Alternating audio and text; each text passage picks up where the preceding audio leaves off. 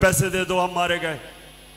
तो रहीम यार खान, मैं जब आपको हकीकी आजादी के लिए खड़ा कर रहा हूं, मेरा मकसद क्या है कि अगर हमारी कौम खड़ी ना हुई और इसी तरह के चोर हमारे ऊपर मुसल्लत रहे, तो रहीम यार खान ये याद रखो, इस मुल्क का कोई मुस्तकबिल नहीं है, इस मुल्क का कोई मुस्तकबिल नहीं है अगर इस तरह के करप्ट लोग, जिसको सजा होने वाली थी FIA के केस में, शहबाज शरीफ और इसके बेटे को सजा होने वाली थी 16 अरब रुपए की,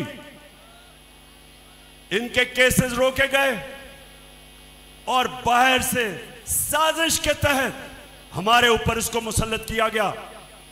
इसके अलावा 60% इनकी कैबिनेट जो जमानत पे है, इनके ऊपर करप्शन केसेस हैं। एक तरफ दुनिया से भीख मांग रहे हैं, एक तरफ सिंध में सैलाब आया हुआ है, एक तरफ हम कह रहे हैं कि हमारे पास पैसे नहीं हैं, और दूसरी तरफ ये जो कैबिनेट आई है और ये जो इंपोर्टेड हुकूमत आई है, इन्होंने नैब का कानून बदल के इस कौम का 1100 अरब रुपया माफ करवाया है। 1100 अरब रुपया जो चोरी किया हुआ था, इन्होंने NRO लिया, इन्होंने आके अपने आप को दिया, माफ करवाया। जो पैसा आपका था, जो पाकिस्तानी कौम से चोरी हुआ था, तो इनका मकसद अपनी चोरी बचाना था।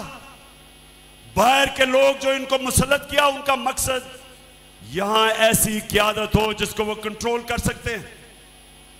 और इसलिए मैं जो अभी आखिर में आपको लायामल दूंगा, हमने तैयारी करनी है पाकिस्तानियों अपनी हकीकी आजादी के लिए।